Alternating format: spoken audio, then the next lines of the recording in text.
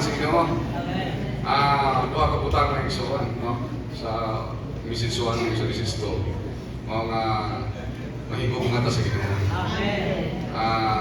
Karon ko na to, mga to mahigog nga. Si Pedro, kapila kita na sa Ginoo, nahigog man siya. No? Salamat nga nahigog man ta. Dili lang kay ang Ginoo naa nato. Mahigog man ta sa iyang presensya. Ang gitawag og parusya mga igsoon. Katubag iya ang pagdunghan, no? Dali kaduhang kini maandam ang iya pangasawon mga igsoon. Kung siya atong ginabuhat dito sa mga igsoon, karon alang yon sa pangandam sa pangasawon mga igsoon. Kanang sa pinadayan pag-iskutan niya katong love's wife, no? Mo ang itinguha mga igsoon. Dahil ko lang ginawa.